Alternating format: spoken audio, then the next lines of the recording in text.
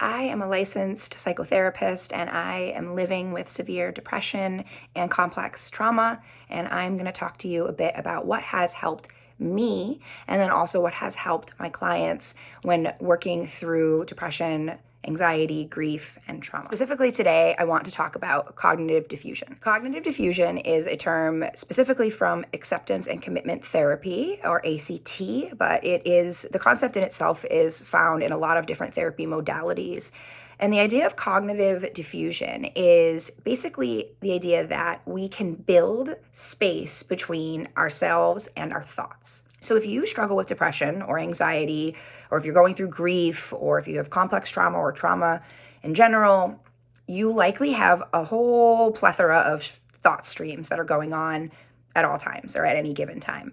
And those thought streams might be, stream of consciousness, kind of you just narrating your life. And then there might be a stream of consciousness thought that is these other things, like, if you're an artist and you're going to paint something, there's the voice that says, oh, I'm painting, I really enjoy this. But then there's this other voice that says, make sure you do that right. Make sure that doesn't get messed up. That looks ugly. Why did you do that?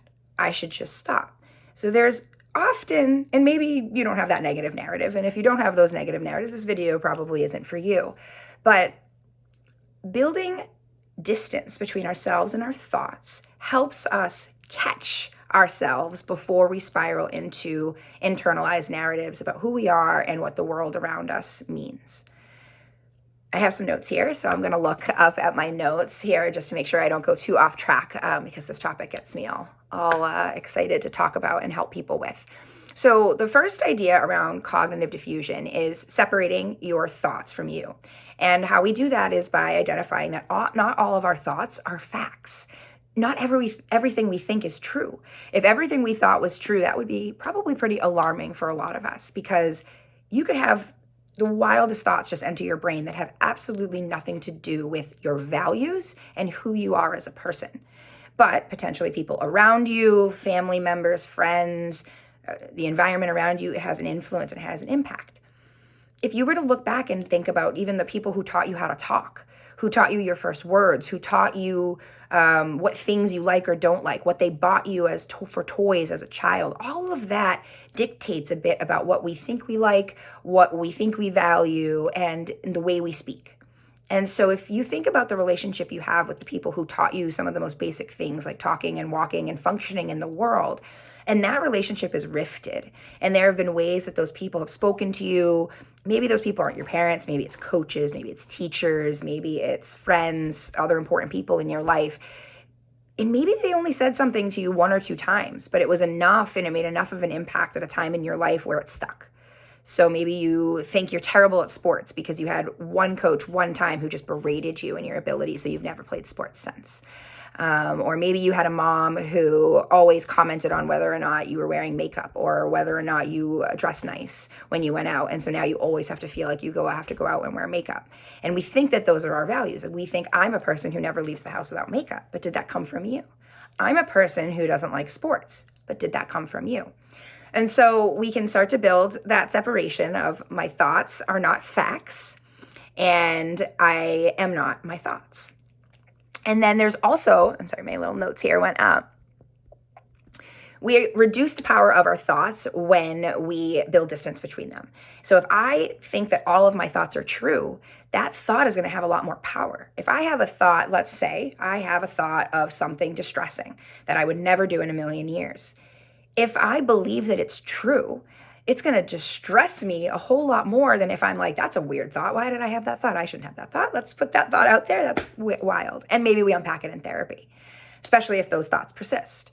So cognitive diffusion, separating ourselves from the thought, separating fact from the thought, focusing on our values and focusing on what is important to us. So if I have a thought that is totally out of line with my values, let's say I have a thought right now that I am just going to go to my neighbor's yard and I'm going to pull all of their brand new planted flowers out of the front yard. And I just have that thought. Does that make me a bad or evil person? Or does that make me a person who had a kind of wild thought that doesn't align with anything I would actually do or my values? And so you can apply that to those negative thoughts that you have. If those thoughts are perpetuated by behaviors, or if those thoughts are compulsive or obsessive in some way, that's a bit of a different conversation. Still not facts, and there's still ways to work with that. But when those thoughts become compulsive behaviors, we have different ways of working with that. So you are allowed to build separation between your thoughts so that your nervous system has the ability to catch itself before it reacts, before you go into either fight, flight, or freeze mode if you think that this thought is true and therefore sets off some alarms in you. One of the first things that you can do, aside from just affirming with yourself that not all thoughts are facts and that thoughts happen, you can label your thoughts. So if a thought comes up and you don't like that thought and you don't want that thought, this is just a thought. This is just a thought.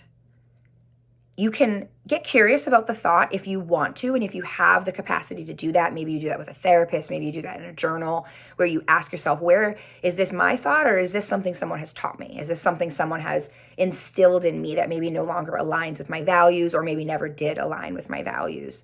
For depression, for example, we have thoughts that are pretty self-deprecating. We have thoughts that we are not enough, that we are not valuable, that we don't belong on this earth, that people don't love us.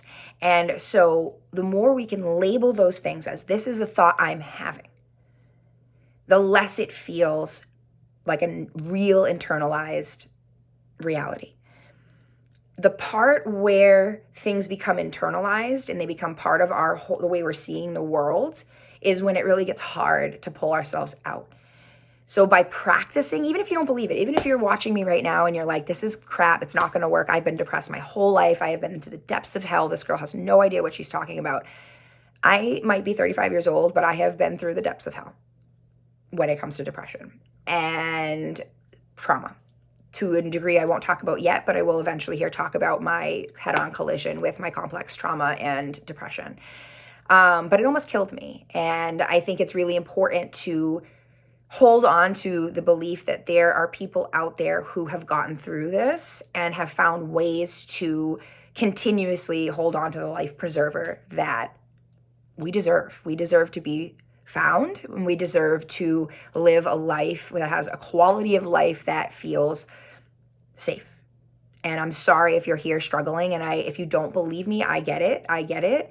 But if you can start to label those depressive thoughts as thoughts, just like if I was to think about pulling those flowers out of the ground across the street of my lovely neighbors, that's just as much of a fact around my values as it is that you don't deserve to be on this planet.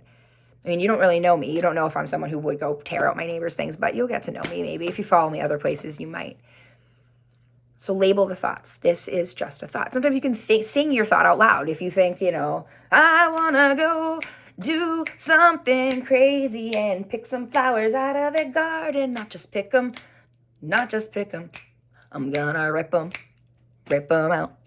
And you just kind of and do I look ridiculous doing that? Do I feel ridiculous doing that? Yes. But is my nervous system having an opportunity to take that negative thought and bury it into who I am and say, you're a horrible person. How could you ever have that thought?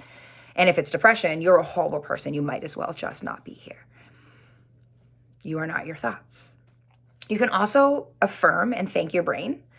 You can say, thanks. That's exactly the thought I needed right now. You can be sarcastic with it. You can talk back with it. You can develop your own dialogue with those thoughts that makes it so that that the power is taken away. We disempower the negative thoughts. And I want to emphasize that this is not going to happen overnight, that this is going to take work. And you're already working so hard. If you are depressed, if you are struggling with trauma, if you are in a healing journey, you are already working so hard. And I'm asking you to work harder. And I know that. And I know that this is not something that the depressive parts of us want to do, because that depression, that anxiety, that trauma reaction, it all happens to keep you safe. It thinks if I stay depressed and small and invisible and no one sees me and everyone thinks I'm worthless, then no one can hurt me. If I stay really, really anxious and these thoughts, if I was to let these anxious thoughts go, how would I prevent all these bad things from happening? You are not your thoughts. You are not your thoughts. That's going to be my chat for today. Cognitive diffusion, separating from your thoughts. identifying that those thoughts might not be yours in the first place. It might sound like your voice, it might feel like your voice, but a lot of times when you sit and you do the work with a therapist or with someone who has experience with trauma work, you end up learning that these voices, that these things that we're hearing are often the echoes of somebody that is not us. And it takes a lot of work and a lot of bravery to show up here, to listen to a video like this and then say, I'm going to try this. So if you try it, amazing. If all you do is just listen here and take this in and digest it, amazing. I'm proud of you, and I hope you'll keep showing up for yourself, and I hope that you will stick around another day. Okay, take care.